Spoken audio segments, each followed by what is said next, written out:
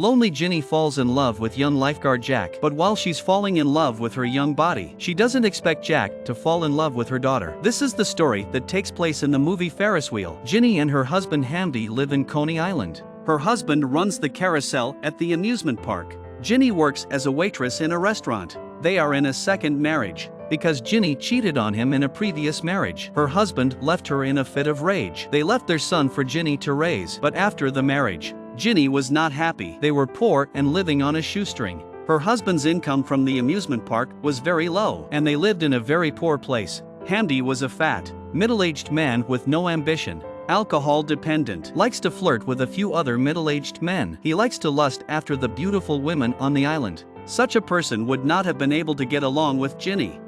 But Ginny married him in return for her kindness, because after Ginny's divorce, Hamdi had selflessly helped her. Because of the difficult life, she was very tired every day. Her husband was not in the mood, so Ginny and her husband didn't have much in common. Life was quiet and desperate. The poverty was bearable. What's more important is, Ginny and her ex-husband's son Richie had a mental illness. He always liked to set fires. He would set things on fire in all kinds of places. Ginny took her son to a psychiatrist. Richie even set fire to the therapist's living room. The woman was domestically abused by her husband. She hadn't had any contact with her family in 5 years. Suddenly came into their lives. At first, Hamdi was also strongly opposed to the marriage between the two, but her daughter was determined to marry her husband. She even went to the extent of cutting off her father-daughter relationship with him. But even so, blood is thicker than water. Hamdi eventually took in his daughter Anna, and they gradually get to know and accept each other. The family of four seemed to get along well enough, until one day there was trouble.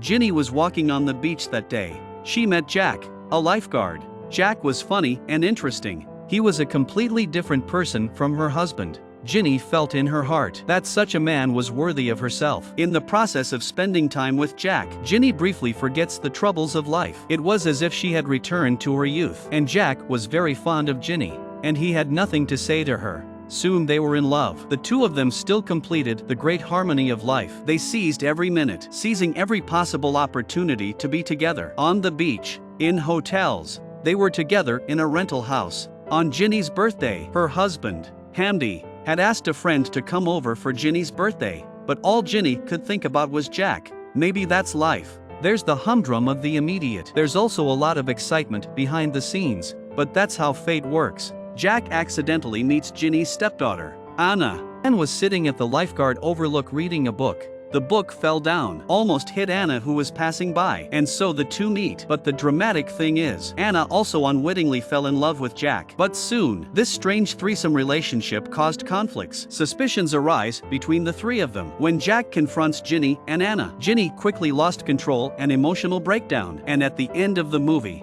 Anna is caught by her husband. No one has heard from her. After a mess, Ginny goes back to her miserable life as a waitress. Common desperate ups and downs. Life is like a Ferris wheel. It takes you to the top of a fantasy world, but it will eventually return to its origin. The Ferris wheel is beautiful but short-lived. The director of this movie is Woody Allen. For such a director who is always shooting extramarital affairs, this movie belongs to his normal playground. Not much surprise to me, but Kate Winslet gave a divine performance for this movie. A woman in her middle age. A woman who has nothing to show for it. Reminiscing all day long about her past glory. She does not accept her mediocrity, but she is completely powerless to change.